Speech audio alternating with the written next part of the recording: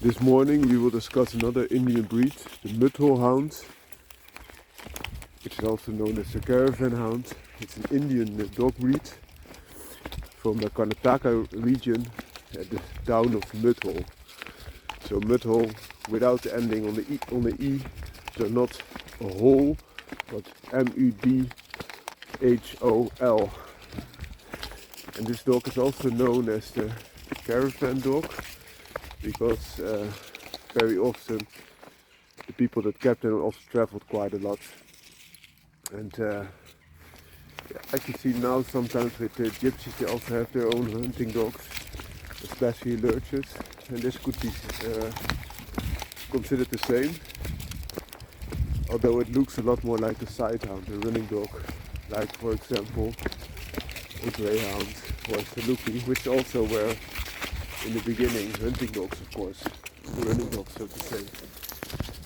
But in later incarnations they have developed into a show breed or a championship running dog, so a dog that gets the highest speeds, but hunting progress is sacrificed in that way. So if you want a similar breed, then for example a greyhound, but a little bit different and a little bit more directed at hunting, this could be a good breed.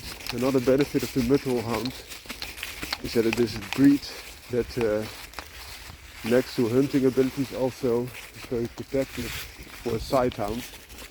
So they also try to protect its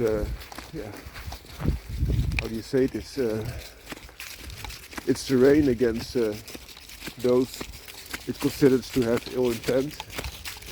It is friendly with other dogs in general, so you could keep them in packs, and also they hunt quite well in packs. And another benefit is that these dogs are bred and developed in India, which oftentimes puts lots of stress on a dog breed because of the heat, but also the food quality, water absence and the likes, which these dog breeds are quite capable of handling. Another benefit is that these dogs are quite sturdy because they are still being performance bred, and that does not take away that you should still consider, but also in the past you should still consider health, of course, but also in the past greyhounds, for example, had very little trouble with hip dysplasia or heart problems or the likes. So running dogs in general, for the size of dog, are very healthy. So that could also give you some insight of the Mudhol Hound. It's also known by many other names, which I will put in the title of this video to help you. Hope you liked it. It's quite a rare breed, and have a great day. The dogs here on the leash are dogs that are actually more intended for Mudhol, so to work on the ground. And these are terriers, Patternal terriers. Left the female, the right the male. Have a great day.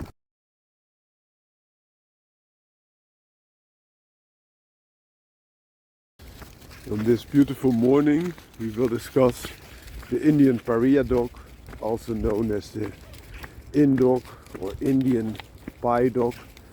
And Pai comes from the Hindi Pai, and that means outsider.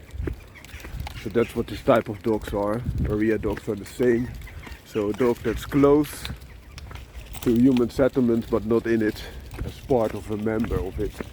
So it's a natural type of dog. It also, in my opinion, looks a lot like the Indian Dhole or the dingo, if you like. It has a little curve at the end of the tail, but the tail is normally worn to the bottom like a wolf or a dingo does, but not curled over the back. This type of dog is very healthy because of the wide gene pool and the harsh selection, of course. Only the strongest will survive such a lifestyle. It's also well adapted to weather and harsh conditions. and you have a dog that is in general quite happy among humans, so that can be a big benefit. And because of its natural senses and also increased smell and vigilance, they are also sometimes used by police forces next to a guard dog, because they're happy with their own people. But as a pariah dog, of course, to be accepted, they also should provide benefits such as guarding abilities. Average weight of the Indian pariah dog is between 20 and 30 kilograms. So this weight you see oftentimes in natural type of breeds that also need to fend for themselves and also catch larger prey if needed. So this is a good medium-sized dog that can do it all. This type of dog is mentioned as one of the most healthy Indian dog breeds. This must be done by this natural selection, and that they all have to fend for themselves so much. They are not a sight hound. They're much heavier built, as I mentioned, close to that of a dingo or a Dhol type of dog. So a lot stronger, a little less fast, but a good all-rounder. Also, wolf is not as fast as a sight hound, which is a running dog, like a greyhound, but it is a heck of a lot stronger. And these Indian pariah dogs are of course a lot smaller than your average European wolf, but they have a similar build. They have a very nice compromise between speed but also power. And I also am intrigued by breeds that are able to fend up for themselves and still able to also to develop themselves in a natural type of dog. Is it because they are started out with, for example, Indian Dhol blood in their bloodline, or is it that the natural selection just favors a type of dog?